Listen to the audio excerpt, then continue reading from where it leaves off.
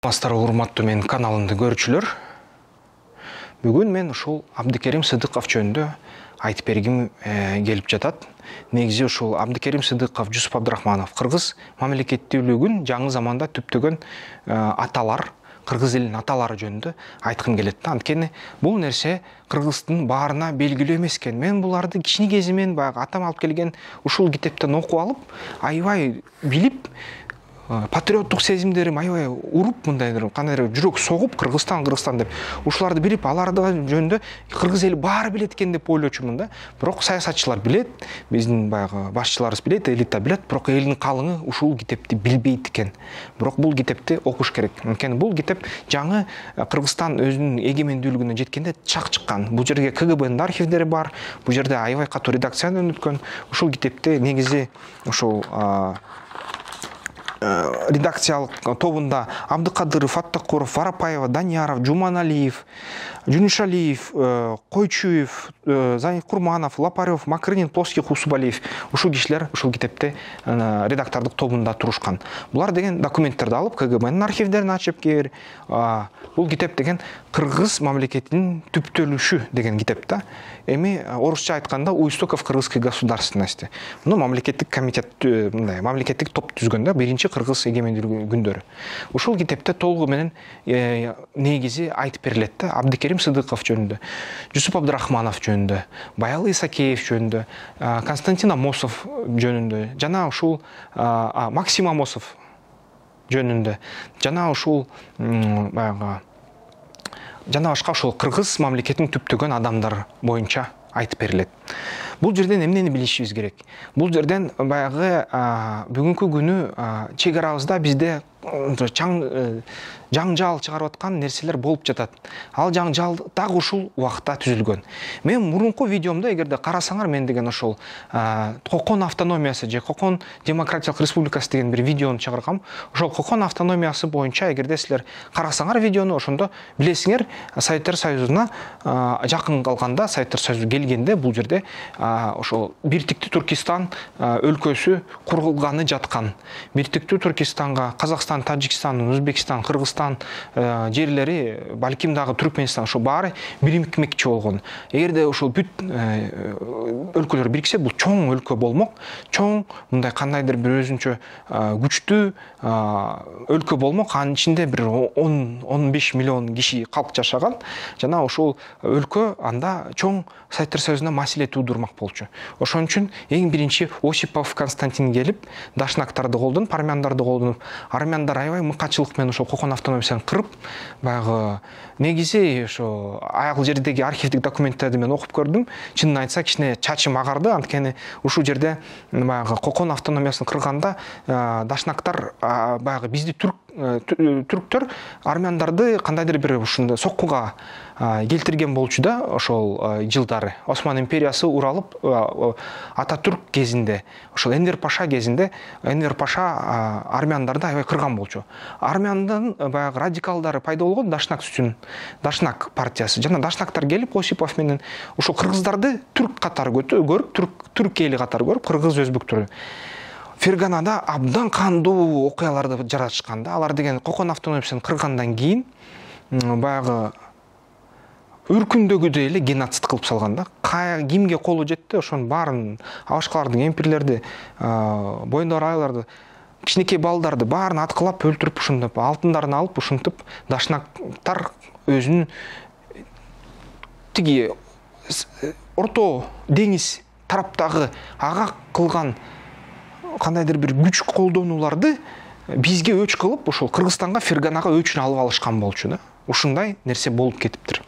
Бул тарых. Документтер архивдик турат. КГБге барасыңар, мамлекеттик архивге барсаңар, ушул нерселер жазылган, протоколдору түзүлгөн. Тилекке каршы ошол дашнактар Кокон автономиясын талкалагандан кийин ушул региондо бизде Түркистан республикасы, Туран республикасы болбой калды да. Болбой калган эсебинен ал жерде албетте ошол Ленин, Сталин ушул Түркистан кайра бирип кетпесин, бириксе өтө чоң күч болот, Советтер Союзуна кандайдыр бир атаандаш болот деп ушуну ыдыраталы деп ыдырата башташат.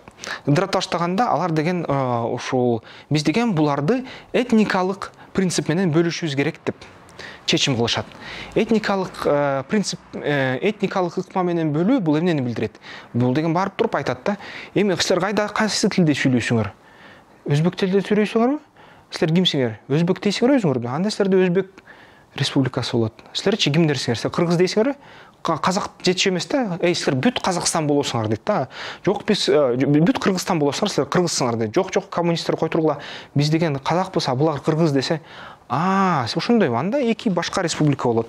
Бул деген Кыргызстан, бул Казакстан болот дешет да. Анан жок, болбойт, бул жерден дагы эме түркмөндөр бар десе, түркмөндөр, мейли түркмөндөр да болсун деп. Анан Өзбекстан чоң болуп баратат. Өзбекстанга Бухара, Самаркандты берели, тажиктерди берели, ошол.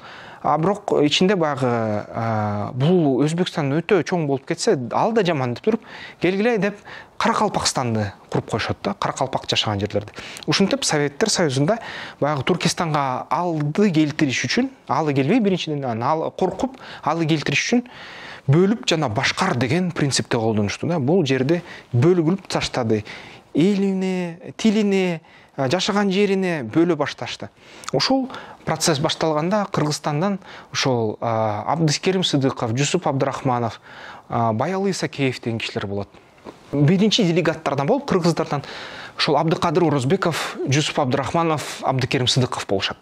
Алар деген ошол негизи Абдыкерим Сыдыковду, Жусуп Абдрахмановду алсак, атка минерлер деп айтса болот. Анткени ошол кезде ошол Цардык түземдик мектебин бүтүп, түземдик мектебинен сабат алып, анан жазганга жөндөмү болуп, өзүлөрү бийлердин же молдолордун үй бүлөлөрүнөн болуп, анан баягы Советтер Союзу келе баштаганда аларды ким сабаттуу, ким Советтер Союзуна өтөт дегенде, мейли биз өтөбүз деп колун көтөргөндө, айла жок да, жеңилдиң да, бирок иш жасаш керек. Ушинтип алар кол көтөргөндө алар Советтер бийлигине кирип калышкан болчу. Алар делегат шайлашып, ар бир этникалык топтон делегат шайлашып, Советтер бийлиги ушул жерди бөлө баштады Сталиндин буйругу менен. Биринчи Лениндин, анан Сталиндин буйругу менен. Биринчи Ленин өлүп калгандан кийин, албетте баягы ошол Сталин толугу Фани Каплан Ленинди атып салгандан кийин Ленин ооруп калды, жана бийликти аткара алган жок. Аткара алгандыктан Сталин иштин баарын жасап баштады.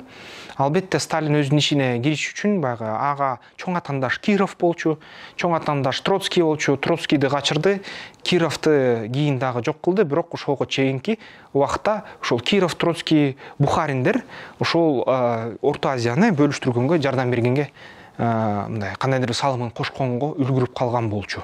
Ошондо ошол Абдыкадыр Орозбек 20-жылдары катуу Түркистандык аскер күчтөрү, басмач деп жарыялган аскер күчтөрү дагы эле Советтер бийлиги менен салгылашып, тоолордун арасынан атышуулар болуп, 24-жылга чейин ушул согуш болду, уланды. Эң акыркы басмачыларды 30-жылдары басты, араңдап Советтер бийлиги. Аны басмач деп кара пиар кылып, ошондо аны кандайдыр бир алыска кууп, башка өлкөлөргө, Афганистанга кууп, ушундай иштер жүргүзүп атканда, албетте баягы алардын арасынан каракчыдалар да болсо, эң негизи алардын түзүлүүнүн себеби бул деген Түркистанды бошотобуз, Түркистандын намысын коргоебуз, өзүбүздүн Советтер Союзунан бөлөкчө мамлекет курабыз деген аракеттерде болчу да. Бирок аны кырды, тынды, жоготту. Ошондо 20-жылдары эң биринчи конституциянын проекттери пайда болот. 22-жылы эгерде Орто Азиянын картасын караса, ушул келген комиссия делегаттарды съездтерден угуп, анан негизи Кыргызстан менен Казакстанды бирикиштирип салат. Кыргызстандын өзү Казакстандын кармагында болуп калат, Чүй областы нарын менен. Анан ошол картаны бул деген Кыргыз АССР болот деп жарыялайт. Казактар чыгат, жок, андай болбойт, биз казактарбыз, казактар бөлүш керек, кыргыздар бөлүш керек дейт. Мейли анда казактарды, анда Казак АССР кылалы. Казак АССР болсун, эгерде казактар үстөмдүк кылса, көп кылса, Кыргызстан анда кошулат дегенде, ошол Абдыкадыр Орозбеков, Жусуп Абдрахмановдор каршы чыккан. Жок, андай мүмкүн эмес. Кошсо болбойт. Биз деген кыргызбыз, кыргыздын өзүнүн жергелеси бар. Бул жерде өзүбүздүн баягы орундарыбыз бар, жайыттарыбыз бар, ушул биз деген бул жерлерди ээлейбиз деп картадан көрсөтө баштайт. картаны көрсөтө баштаганда ага каршы Кудайкулов жана Бабаханов чыгышат. Кудайкулов, Бабаханов бул биз казакпыз деп өзүн жарыялайт. Жок, бул деген жер казактардыкы деп туруп ушундай согуш болот. Съезддердин делегаттарын ошол кезде карасаң, баягы биздин эле бүгүнкү күндө эле баягы шайлоо астындагы боло ыдыраган нерселердей эле болот. Шайлоо астында билесиңер, Кыргызстанда партиялар жыйналып, анан бири-бири менен сүйлөшүп баштайт. Биз деген мындай болобуз, жок, тигиндей болобуз, жок, биз деген ошол президенттик күчкө кошулабыз, жок деген ага оппозиция болобуз деп жаман мындай съезддер болот. Бүгүнкү күндө эле бири-бири менен урушушат, бири-бирин жамандашат, бири-бирин мактайт, ар кандай нерселер болот. Так ушундай процесс ошол 22-жылы, 23-жылы болгон да. 23-жылы ошол 1923-жылы ошол делегаттар жолугулуп, аябай урушуп, мынтип. Мисалы үчүн ошол Кудайкулов менен баягы эле ошол НКВДнын протоколдорун алсак, ошол эле Бабахановтар, ошол эле Кудайкуловтар баягы 22-жылы болгон съезддерди унуткан жок. Алар жана башкалар көптөгөн ушул адамдар, ушул китепте кээ бир фамилиялар айтылат, каршы акырындап иштей башташты дагы. НКВДге 30-жыл келгенде, 30-31 жылдары каттар жаза башташты да. Могул балдар баягы Сыдыков дейсиңер, Абдрахманов дейсиңер, ушундук Советтер Союзун алдаптыр, продразверсткадан нандык жашынтыптыр. Ушундай нерселер болуп тур деп кыргыздын ичинен да чыккынчылар чыккан да, аябай баягы кыргыздардын арасынан ошол доносторду жазган. Доностор жазып, ал доностор Сталиндин кулагына жетет. Жеткенден кийин Сталин ошол тройка НКВДлерге өзгөчө укук берет дагы. Өзгөчө укук бергенде ошол бүт эми аталарыбыз да, кыргыз мамлекетинин түптөгөн аталарыбыз бүт Максим Амосов, Исакеев Байалы Дыйканбай уулу, Жусуп Абдрахманов, Абдыкерим Сыдыков, Абдыкадыр Орозбеков, Иманалы Айдарбеков, ушулардын баары репрессияланат. Аларды НКВДлер кармап туруп, арест кылып туруп, баягы соттойт, мыкачылайт. Ал кезде Касым Тыныстанов да, Поливанов да, профессор Поливанов шпионсуң деп, жапондор шпионсуң деп, ушулардын баары кыйналып, мыкачылык менен аларды кыйнап, аларды атайын ушул өзүнө өзү жала жаздырып, өзү колу менен, кээде анын ордунан эле баягы кол коюп атып салышат да, баарын атып салышат. Ошону андан кийин ошол Акаев кезинде баягы биринчи Кыргыз Республикасы пайда болуп, биринчи эгемендүүлүк күндөрү Чоң таш деген мемориал ачылат. Ата бейитке барсаңар, ошол жерден көрөсүңөр. Ошол бир эле табылган жер да, Төрөкул Айтматов фамилиясы жок, Абдыкерим Сыдыков, Жусуп Абдрахмановдун фамилиялары жок. Ошолго барып, баарын атып салат. Бир эле ушул жерден эле нерсе талды, бир жер. А бирок Кыргызстан боюнча мындай жерлер көп болгон. Кээ бир баалоолор боюнча ушул 1,5 миңден 18-19 миңге чейин киши репрессияланды деп айтылат да ошол Кыргызстанда. Аны эми ар кандай документтер бар. Мисалы үчүн Чоң таштагы тизме ошол 120, 130, 130 деп айтылган. Чоң таш сыры деген китепти тапсаңар, ал жерде толук ушун жазылып турган да, канча ташты Чоң ташта, канча ата бейитке жатты. Ошол ата бабаларыбыз. Кыргыздын кран же болсо Абдыкадыр Орозбеков сабады деген имиштер бар да. Ишалса кыргыздар казактарды сабаптыр да, делегация болуп атканда. Анан казактар аябай таарынышыптыр. Анан ошол жерден баягы буларды угуп, комиссияда Бухариндин комиссиясы, Сталиндин комиссиясы макул деп Кыргызстанды бөлөбүз дешиптир. Ошондо Кыргызстанды бөлөбүз дегенде баягы албетте Өзбекстандын кайсы бир территориясы Кыргызстанга киргизип салат. Кыргызстанда анан кыргыз келгиле анда Кара Кыргыз автономиясын куралы дейт да. Кара Кыргыз автономиясын куралы деп кыргыздарды тоого чарып койт да. Силер деген кыргыз тоого элсиңер, силер деген ошол тоодо жашайт экенсиңер деп туруп кыргыздын бүт кокту сайларын баарысы ушундай картаны чийет, жалаң тоодо болуп калат да кыргыздар. Казактарга чүйдүн жарымын берип салат. Кээ бир ушул жерлерин бүт Өзбекстан, Тажикстанга чийдирип салат. Анан ушундай жарайбы дейт. Ушундай жарай дегенде Абдыкерим Сыдыков атырылат да. Жок, бул жарабайт, бул болбойт деп Сталинге чейин баратып 24-жылы жаңы картаны чийдиришет. Жаңы картаны чийдирген келгенде 24 жылы ушул баягы азыр интернетте пайда болуп аткан карта пайда болду. Аякта Кыргызстанга Мургап кирген болчу, Памир, Бадахшан Кыргызстандын территориясында болуп калган болчу. Ал эми баягы Өзбекстандын кер территориясы Тажикстанда болуп калган болчу. Негизи ушул Өзбекстандын территориясы азыраак болуп калган болчу, ошо Фергананын ичинде. Негизи Кыргызстан чүйү бир бөлүгү ушу Казакстанда болуп калган болчу да. Ушундай картаны чийген болчу. Картаны чийгенде дагы мындай тажиктер атырылат да. Жок, Бадахшанда фарс тилинде сүйлөйт, жок бөлөкчө тилде сүйлөйт. Булар кыргызга окшош эмес. Памирде кыргыздарга окшош. Бирок булар башкача деп туруп дагы делегациялар жыйналат. Дагы ушундай ыдыраңдоо, кыйкырык, мындай талаш тартыш, согушмай, мушташмай болот да. Анан акырында ушул комиссия өзүнүн отурумдарын бүткөндөн кийин бүгүнкү биздин карталарга, Орто Азиянын мамлекеттердин карталарына окшогон мындай кандайдыр бир сүрөт пайда болот. Бул деген 24 жылдын аягында экинчи карталар, экинчи конституция. 26 жылда дагы бир сыйра ушундай съездтер болот. 26 жылында кийин анан эң негизги ошол акыркы чек аралардын сүрөттөрү 36 жылкы конституцияда эле бекийт да. Ага чейин ушундай ыдыраңдоолор, ушундай согуштар келип келген болчу.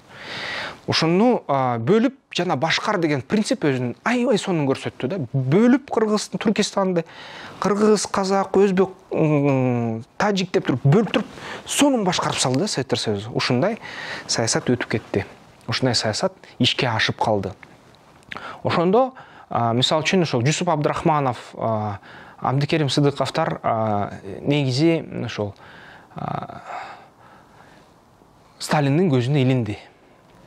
Жана Сталиндин ушул негизи билгени боюнча биринчи улуттук республикалар сепаратисттик кыймылдарды баштап атат деген маалымат келди.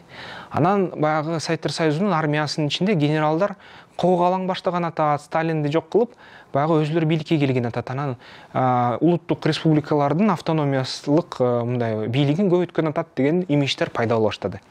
Берия иштей баштады, НКВД иштей баштады. Сталиндин мындай паранойясы пайда болуп, ошол бүт мага баш ийбеген, ошол өзүн улутчул деп сезген сепаратисттик иштерге ушундай кандайдыр бир ою, пикири бар, ушундай өзүнүн баягы менсиген адамдардын баарын кырабыз деген ой келди, дагы репрессиялар башталды. Ошондо репрессиялар башталганда, мисалы үчүн продразверстка кезинде, продразверстка ошол 18-24 жылдар болгон, индустриализация башталганда. Ошондо Жусуп Абдрахманов баарыбызга белгилүү болсо керек, бул факт көбүрөөк белгилүү да. Кыргыз эли баягы бүт мал, сал, эгиндерин бербей Советтер бийлигине кайсы бир кескин бөлүгүн сактап койгон. Албетте план аткарылбай калган, ошон үчүн план аткарылбаса да элге тамак дайын деп Жусуп Абдрахманов ошол Кыргыз республикасынын биринчи автономдук республикасынын, Кара-Кыргыз автономдук, анан Кыргыз автономдук республикасынын, Кыргыз СССРин башкарып келатканда ушундай чечим болгон. Ал эми баягы казактар ошол Голощёкиндер пландын баарын аткарабыз деп бүт нанды берип салган болчу. Казакстанда анан жут башталды, ошол ашарчылык башталып, ашарчылык дейт Казакстан. 2 миллион киши өлдү. Дагы ошондой эле Украинада бүт ушул Украинанын башчылары, Советтер башчылары бүт нан, панды, бүт малды басып алып элден, аяктан 3 миллион ачарчылыктан өлдү. Голодомор деп айтылат да украиндар. Кыргыздар өлбөй калды. Андан тышкары дагы ушул түштүк Казакстандын эли Кыргызстанга көчүп келип, Бишкектин жанына экинчи Бишкекти куруп салышты да. Экинчи Бишкекти куруп, ошол кыргыз туугандар казак туугандарга ошол акыркы сындырым намын бөлүшүп, малын бөлүшүп, аларды ачарчылыктан сактап калды. Ошентип баягы алматылык казактардын көбү, Шымкент, ошол Тараз, ошол казактардын көбү, Алматы негизи областынын казактары көбү ушул кыргыздарга ыраазы болуп аман калышты. Бирок ошонун аркасы эмне болду? Репрессиядан өткөрүп, Советтер бийлиги, НКВДси жок кылып койду. Ошолар булар эч качан. Анан алардын протоколдорун окусаң, допростун протоколдорун окусаң, эң кызыктуу, эгерде ошол протоколдорго ишенсек, булар Абдикерим Сыдыковдор, Жусуп Абдрахмановдор көрсө ушул Кыргызстанда Казакстан менен, Өзбекстан менен, Тажикстан менен биригип, Туран өлкөсүн курабыз деген кандайдыр бир пикирлери, ойлору бар экен деп айтылат да. Эми ал чынбы калпы, ким билет, балким ал нерсе жала. Балким ал фантазия. А балким чын эле сепаратисттик кандайдыр бир ошол Орто Азияны Түркистанды кайра калыбына келтирүү кыймылдар болгондур. Аны биз билбейбиз. Бирок эмнени биз билебиз? Бүгүн биз Түркистан эмей 5-4 бөлөк мамлекетпиз, бири-бирибиздин баягы көп чек ара маселелери ошол сайты 24-жылы, 26-жылы, 32-36 жылы ошол маселелер сайттар союзу туудуруп баягы чок катары калтырып салганда, ошол чок кээде түтөп, кээде от болуп кетип атат да. Ошол нерсенин баары ушул жылдары түзүлгөн болчу. Дагы ошол мен деген өткөндө тарыхты айтып берип атсам, мага жазышты. Сен туура эмес айтып атасың, сен калп айтып атасың, сен тарыхчы эмессиң, сенден улугайган тарыхчы келип сүйлөсө болмок деген сөз болду. Кечириңиз, сиздин комментарийни айтып атсам. Анан ошол мага ишенбегиле, мен деле өзүм, менин билимим ошол эле баягы Кыргыздын НКВДдеги протокол, мамлекеттик архивдеги протоколдордон алынган, китептерден алынган. Өзүңөр барып, ошол госархивге барып, ошол китептерди карагыла, окугула, текшергиле. Мен бияка шилтемелерди таштайм, авторлордун аттарын таштайм. Ушундай болгон да. Анан ошол Кыргыз мамлекетинин түптөгөн аталарыбыздын бир нерсесин айтып коеюн, алар деген жөнөкөй адам болбоптур да. Мисалы үчүн Абдыкерим Сыдыков жөнүндө, Жусуп Абдырахманов жөнүндө мындай уламыштар бар. Жусуп Абдырахманов негизи аны ошол НКВДден акырындап мындап кыйнап, ошол өзүнүн күнөөсүнү мойнуна илишке аракет, жала жаппай аракет кылып аткан учурда дейт. Ал деген боец экен да, күрөшчү экен да, балбан экен. Ал деген колу байлануу болсо дагы, эми ал нерсе кайра эле баягы кээ бир протоколдордо чагылдырылган, кээ бир жерде уламыш деп айтылат, бирок ага мындай факт бар да, протоколдо факт бар. Ал деген мен деген силерге мындай маараган кой эмесмин дептир да. Мени силер жөн эле мынтип жок кыла албайсыңар. Мен деген Кыргыздын кыран уулумун.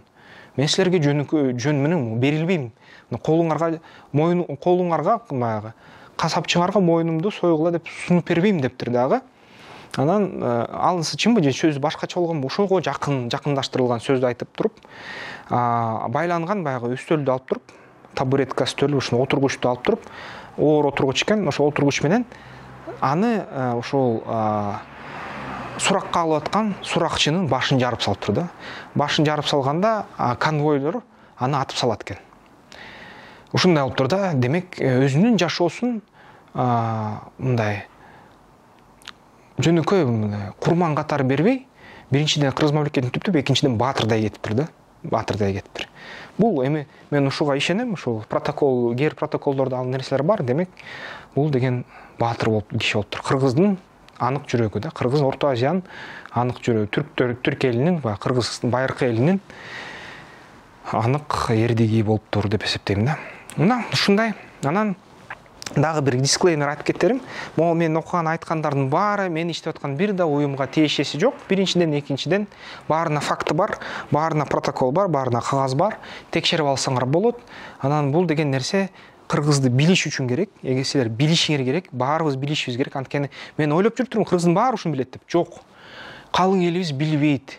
Анан режиссерлорубуз кайдагы Чайка Зайка деген фильмдер тартат. Андан көрө муну тарткылачы. Бул деген Голливудтан өтөр блокбастерлер чыгат момундай китептерден. Биздин Кыргызстан мамлекетин түптөгөн аталарыбыздын тарыхын жөн эле айтып бергилечи. Жөн эле айтып берсеңер эле хит болот. Кинотеатрлар толук болот. Акча түшөт. Мол болот. Тарыхты элге айтып бергиле. Биз деген Маңкурт болбой, Дөнөнбай болбой, Дөнөнбайдын уулундай болбой, биз кандай жолду өттүк, кандай кыйынчылыктарды көрдүк, баарын түшүнүшүбүз керек, баарын эсибизде тутушубуз керек. Ошондо биз келечектеги пландарды жакшы түзгөнгө жөндөмүбүз пайдалат. Анан өз ордубузду ошол адамзат, Кыргыз жергесидеги адамзат цивилизациясында табабыз. Эмесе тарыхсыз эч качан мындай жакшы бекем эл болбойт да. Тарыхты билип жүрүш керек. Келейин дагы бир видео айтам го. Кыргыздын ошол дүйнөлүк цивилизация ордугандай деген дагы бир ошол видео планда бар. Макул анда, көрүшкөнчө.